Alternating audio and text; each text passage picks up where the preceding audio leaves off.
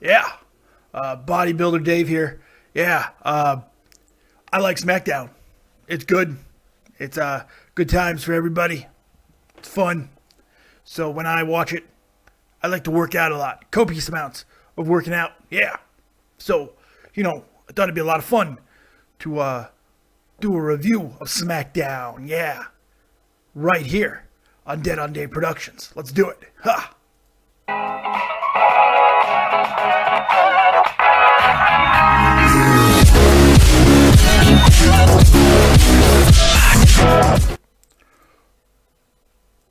What's going on, everyone? It's your boy Dead on Dave. Welcome back to the channel. And yes, do not adjust your TV screens. It is Bodybuilder Dave. Now, what I wanted to do was show you what's underneath all of this fat and clothing and show you the real Dave. The inside Dave. Yes, Bodybuilder Dave. Oh. And the reality is SmackDown isn't always the easiest thing to get through. So why not have a little fun with it? And Bodybuilder Dave. This is ridiculous.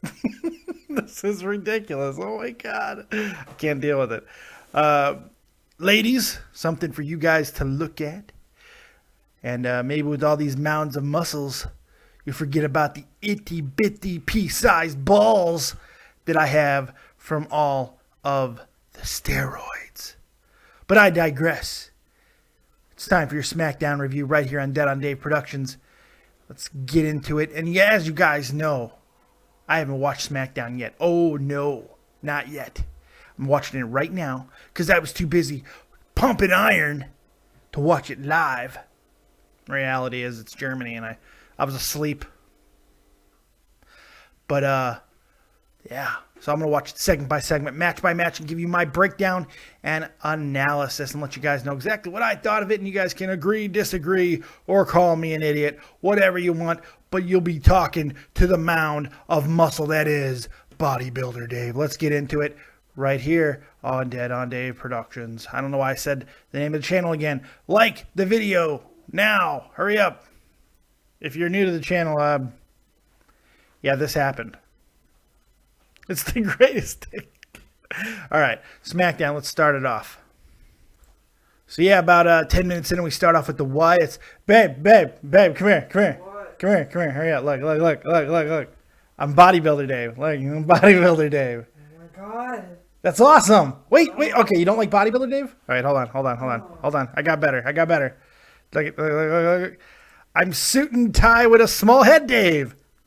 Yeah. It doesn't. Why? This casts the illusion that I have money. Yeah. Yes, these are high-profile graphics that I'm doing for you kids. High-profile graphics. You should be appreciative of it. My wife doesn't care because she hates me. But that's okay. That's okay. Anyway, so we start off the show SmackDown with the Wyatts coming out. And, they do what they do. They introduce Braun Strowman as the new face of destruction, which is fine. That's great and dandy. My issue with it is that this is Bray Wyatt. This is what we've gotten from Bray Wyatt for the last, two and a half years? This is it. 2-3 years. What's it been? I don't even know. But this is what we get. Week in, week out. It's virtually the same promo with little variation. And I'm not saying that's necessarily a bad thing. I just think because he does it well. He does it really well, but I think it's time, not an evolution or anything like that of Bray Wyatt, and not even something different. I think we need something more out of Bray. Whether that be a climb in the card, I have no idea. This Roman Reigns situation did not go the way that a lot of us thought it was going to at the beginning because it seemed like it was going to be a very personal, very hard-hitting program, with the inclusion of the daughter and all that, and then all that got stricken out the window because WWE is full of just gigantic vaginas that just don't care about anything. They're not doing anything that could offend or push the envelope a little too much. Even though anything they did was not rated freaking more than PG, it was the insinuation was enough. The insinuation was enough, but they even backed off from that because they're spineless cowards up there nowadays, and I don't get it. I don't get it. This is the company that once allowed Triple H to fuck a corpse. What the hell? Now, I know that it's a different company now, it's PG, but still, you can't drop that much where you can't even insinuate anything about a child abducting them, whatever, or just getting personal with the family. Come on. Anyway, so we got that segment. That was fine. Bray and Dean eventually come out and, say a couple of dumb things. Dean Ambrose quoted Teenage Mutant Ninja Turtles 2. I'll take the ugly one. And they didn't do, which one's the ugly one? But, you know it was coming. Roman wanted to say it, but he didn't. So, there you go. There you go. That's the opening segment for SmackDown. Let's see what's next. Hopefully, it'll be a halfway decent show. But if not, you got all this beautiful muscle to look at. Sexy time with Dead on Dave. All right, let's get back to it. Hey, before we get too far into SmackDown, how about a little shout out to Rich Brennan making his SmackDown review. His SmackDown debut as the play-by-play guy. Yeah, taking the place of both Tom Phillips and Michael Cole before him. So this should be interesting. Giving Rich a little bit of an opportunity. He does really good work over there at NXT. So it's going to be interesting to see what he does in this broadcast. I'll be paying attention. And you know what? It's good that WWE, for whatever reason, whether it be conflicting schedules, whatever, it's a good thing when WWE does things a little differently and decides to use other people and give them a chance. Rich Brennan deserves this opportunity. We'll see what he does with it. They've given it to Byron Saxton. They've given it to Tom Phillips. Why not give it a chance with Rich Brennan, who I like quite a bit sometimes. Not all the time, but sometimes. So let's see how that goes and get back into SmackDown, because it looks like we're going to Dudleyville, kids. We're going to Dudleyville. Yeah. Yeah, so about 19, 20 minutes in now, and we just got the Dudley Boyz return to SmackDown, and they took on the Ascension, which if you look at the rundown from people who were there, the spoilers, whatever you want to call them, the Ascension actually cut a promo on the Dudleys, but we didn't get to see it because the WWE cut it out completely. So any hope that the Ascension might be rising because, they're in the match with the Dudleys. No, they're just bodies. They're just bodies. That's it. Look, I love the Dudleys. I'm going to start with that. I do like the Dudleys quite a bit, but we're talking about two really old guys who I think are limited in what they can do in the ring. Now, I'm okay with this. Okay, and I know this is going to piss some people off saying, criticizing anything that the Dudleys do, because people of that popular, and believe me, Dudley Boyz are one of the most popular teams in the history of wrestling, period. If not the most. I think you can make that argument. So saying that the Dudleys don't have good ring work at this stage of their career is going to piss people off. That's okay, but the reality is they don't. They're very sloppy now, it seems. They're more focused, and maybe this is at Vince McMahon's urging. They're more focused on the nostalgia. Do you know who we are? We're the Dudleys, and get the tables, and then even after that, Bubba going tables. We don't need that. Just be the Dudleys. You don't have to be the Dudleys being the Dudleys. You know what I mean? Don't be a caricature. Be the Dudleys. That's what we want to see, and people are going to get into that. We don't need all of the extra nostalgia gimmick just for the sake of nostalgia and gimmick. I am not a gratuitous type person. I know that seems weird coming from a guy who has a picture of a roided up bodybuilder on his screen right now, but I'm not a gratuitous person, and I generally don't like things to be done just for the sake of doing them. Purpose, and the Dudleys, even without all the nostalgia and all that, they do have purpose because they're still a great team. So, it's interesting. I'm definitely going to be very much interested to see where it goes. Now, all that being said, the segment gets so much better because of the New Day. Because there is such these are so weird of tag teams, because the Dudleys have always been a team that gets cheered and gets all that, but they're generally a heel team. The New Day is a heel team that is getting cheered quite a bit lately because they're getting over because of everything that they're doing, all the hilarity, the trombones, Xavier Woods with up, down, down. Awesome. So New Day is getting over. So this is going to be a really interesting thing. Look, this is a smart move by the WWE, because if you want New Day to get booed, put him in there with the Dudleys, and that will definitely happen. But all that being said, what the New Day did in this segment is nothing short of brilliant. Nothing short of brilliance. They come out with table protest signs. They're protesting tables. And for some reason, Big E has, well, not for some reason, it has been their catchphrase, but Big E's holding a booty sign, which is hysterical.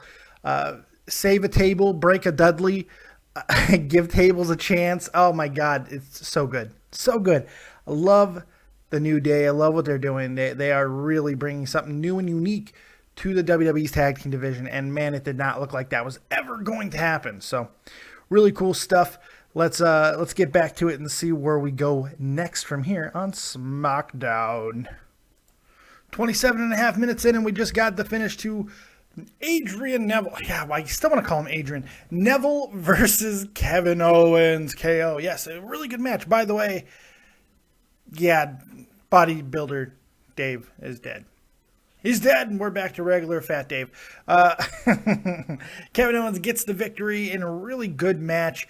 Solid. The crowd didn't seem to be into it. I don't know. Look, it's hard to judge off of SmackDown because it's so highly edited, and also there's so many different feeds that you could see it in. I'm actually watching a feed, the Australian feed, when I watch it. So, you know, you see different feeds. They edit it differently depending on the countries. That is true, and it's crazy. So, look, I don't know what the hell's going on, but I do know this. That crowd did not seem to be into this match, which I found interesting because they were only given about 6 minutes, but they delivered in those 6 minutes. And it was a really solid match, a lot of back and forth. Kevin Owens, man, the way he innovates and the way he does maneuvers, it's always professional. It's always well executed, well done. He always seems like he's on the cusp of out of control, but never gets there. He's like Chris Kanyon and Bret Hart combined. And what I mean by that is he's a guy who innovates, but always innovates in an excellent execution manner. Like, he's always executing perfectly. All of his new moves that he brings, everything that he does, he improvises well, but it's all crisp. It's all perfectly done. So that's really cool. And I do enjoy his matches. Neville, his body control might be the best I've seen. The way he's able to balance himself, the way he adjusts, the way he flies through the air, all the things that he does. So I like these two as a match, but I'd love to see them feud over the Intercontinental title. I just really would. I think if you really gave them 15, 20 minutes on a pay-per-view, they could absolutely tear a fucking house down. I really do believe that.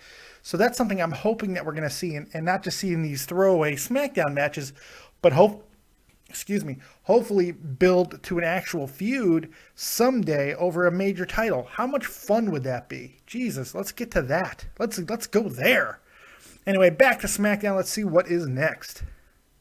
29-25 in, and we just got a backstage segment with PCB members Charlotte and Becky and the Bella Twins. Now, look, I just ripped them the other day for some of the stuff that they're doing, how they're not handling divas correctly. Now, I do want to give a little bit of credit to these four in this particular segment because I felt that it was pretty good. Backstage segments like this don't feel forced or stupid or over-rehearsed. They just seem like they flowed very well, and it was a really good segment. A lot of good things back and forth. Charlotte showing that she can be composed and talk very well, speak very, very clearly, and really move a promo along. Becky, she's out of control, but it's in the best possible way. So I really enjoyed that. I just wish the Bellas could stop being reality stars for just a minute. They really do. And I know this is the gimmick. I know it's the shtick, but I hate it. I hate this whole Valley Girl. They're from Arizona. They're not traditional California Valley Girls anyway. Now, I know Arizona has a valley, but it's a little bit different. Well, you know what? Maybe it is because I've been in some really richy parts of friggin' Arizona, and you know what? The girls kind of are that way. Maybe this is not an act. Maybe that's the problem. Maybe this is really just who they are. Oh my God. Anyway, let's check out the match and see if it's halfway decent. Yes, another tag match between the divas, but let's give it a chance before we shit on it completely, shall we? Let's go. 36 minutes in, and we just got Team PCB defeating the Bellas with Charlotte's Web getting. I like that move, by the way. It's a new take on the roll-up, and one of the problems with the Divas division is all the roll-ups, but still, it was pretty good. I like Charlotte's Web. I like the way it looks. Pretty cool. Then we got the entire time we had Team Bad on commentary, which I thought they did a really good job. Naomi in those shoes, man. I love those friggin' shoes. They're great. Jimmy steps aside because, of course, he's married to Naomi. Sasha, let her talk more. Let Sasha go. She's so great on commentary. She's great on the mic. She's great at whatever she does. More Sasha, the better. I hope she's okay after that match with Bayley. If you haven't seen the slow-mo version of that bump that she took on the reverse Frankensteiner, go watch it, man. She lands right on the tippy top of her head, and it looks ugly. Oof. Oof. Yeah. But everybody wants those super big spots. Everybody wants those crazy spots until someone gets fucking paralyzed. And then you want to blame the company. Okay, that's a different rant, different video,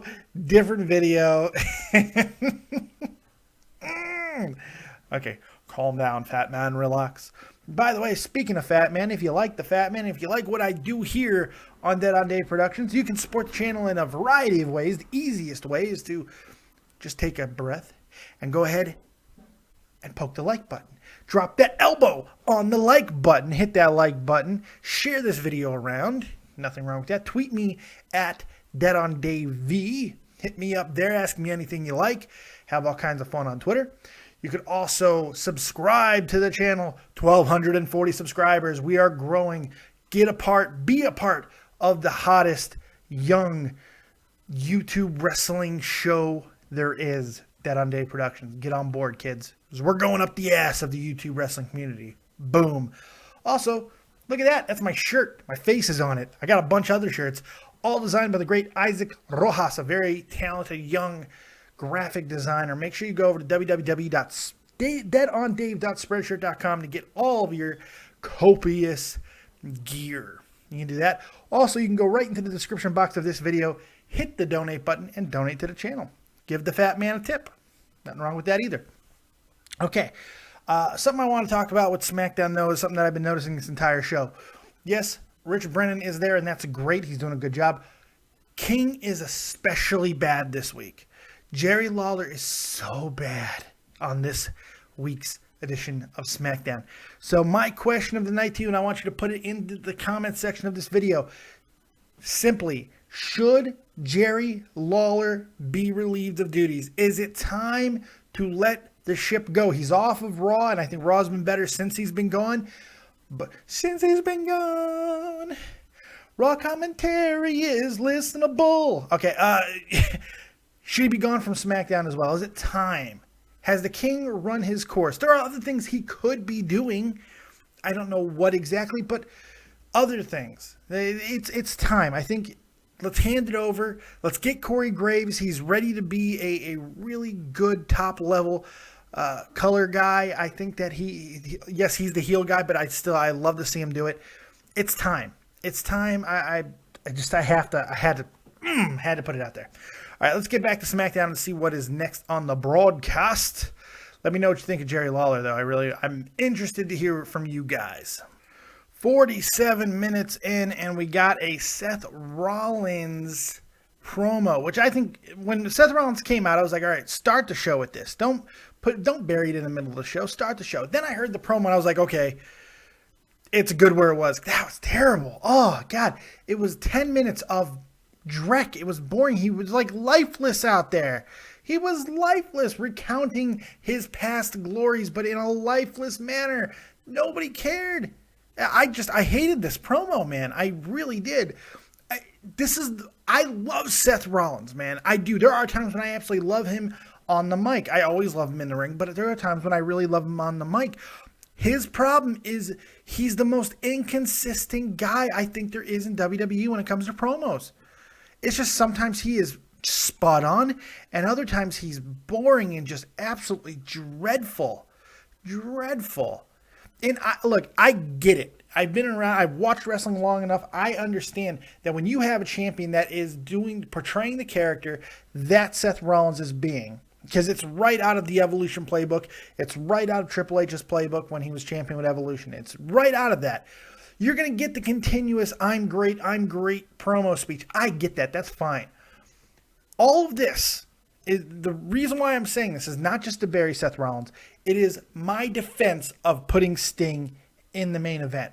I buried TNA for putting Sting into a main event situation at his age, and this was years ago, a couple of years ago. I'm not doing it with WWE, not because I love WWE, because I can't get the dick out of my mouth. Like, it's because it's really the WWE needs this change of pace. They need something fresh, something different. Yes, Sting himself is not fresh, but he is to the WWE in this way. And having him in there with Seth Rollins is a good gap. It's a good bridge to get to more Seth and John Cena, which I think we're going to see. I don't think that feud is done yet. So I like this, and it's very possible that Seth Rollins ends up taking on John Cena at Night of Champions. I have a feeling he's going to lose to Cena in the United States Heavyweight Championship belt. I have a feeling that could happen, but I'm not sure. We'll see how that goes. But I just think there's a lot going on here that is easily forgettable. Easily forgettable when you're thinking about why it's happening. Sting being a part of this really does kind of lift things, not from just a nostalgic standpoint. Sting is really trying to have his one shot in the WWE be something memorable. He's in the best shape I've seen him in probably a decade. He's in fantastic condition. That doesn't change the fact that he's still 56, 57, and I understand that. So as long as they're able to get Sting into situations like he was on Monday and keep Seth Rollins from going into situations like he is on this SmackDown, I think this is going to be a really good balance, and it could be a great feud, even if it is just a month-long thing. So we'll see. I hated this segment, though. It really drove me absolutely crazy because Seth is better than this, but he's so inconsistent. Holy shit. So let's get back and see what's next. It looks like we're going to get some Sheamus action. Ugh. Yeah, so it wasn't Sheamus. It was actually Dolph Ziggler teaming with Ryback against the team of Rusev and the Big Slow. And shocker, kids, Big Show turned on his partner, punched Rusev in the face, and walked out. Big Show is the worst tag team partner in the world. Worst. There's not a worse tag team partner than the Big Show. He's horrible. Oh, God. He will turn on your ass so quick. I don't know. This is not a face turn, obviously, but, hey, Jesus Christ, how many times can you have the same thing? Tired of Big Show and Ryback. Tired of that. I'm not tired of Rusev and Ziggler yet, mainly because I love looking at Lana, so I'm still invested there. But it's getting to the point where we need to stop these tag team matches just to showcase all four guys. Let them have singles matches. Do something a little bit different than what's been going on lately. I understand that they're trying to mix it up and keep things fresh, but just have them wrestle other guys and just have the other people get involved in other ways. Maybe not necessarily interfere, but commentary could work, stuff like that. But have different matchups in the middle of these feuds so you're breaking up the monotony. That's just simple booking, and it's a good way to showcase some of your younger talent. So, I don't know. It's just, that's the way I'm looking at it, because I'm getting tired of saying the exact same guys in different... It's the same problem the Divas are having. And it's the same exact problem. It's the same people in different combinations, and it's just like there's only so many combinations. And then you throw into it that one team is constantly breaking up. I mean, anytime that the Big Show is on somebody's team, there's dissension. Big Show walks out of the match. He punches his own teammates. It happens all the time in Big Show matches, and it's cray-cray. Yes, I say cray-cray. Oh, my God. I want to kill myself. All right. So let's get back to it. Main event time, and this SmackDown will mercifully be over. All right, end of the show. I think it was a pretty decent match between Sheamus and Dean Ambrose. It's just this SmackDown kind of took it out of me. I just didn't really care at this point. When it got to the end of the show, I just stopped giving a fuck. So, it was interesting, though. It was decent. It was a good match, I thought, if you judging by the match itself. Then, of course, it didn't take long, though. We got the Wyatts getting involved, and then, it is what it is. The Wyatts doing their thing, costing Dean the match, and then after that, Braun Strowman doing his thing and absolutely destroying Roman Reigns once again. So this show is a catalyst for that feud, which is fine. I'm okay with that. I just don't think enough people care to make that the main emphasis of SmackDown. That's an issue. So there you have it. That's SmackDown. And I'm just not overly enthused. I thought last week's show was a lot better. This week's show, it was kind of a meh. There were some good matches. I enjoyed what we got out of the whole situation with, and I'm fixing my screen now, Jesus Christ. I enjoyed the entire situation that we got with Kevin Owens and Neville. I love the tag team situation. I liked seeing the Dudleys there. I mean, that was great. But I don't know, man. There's just a lot missing for me today.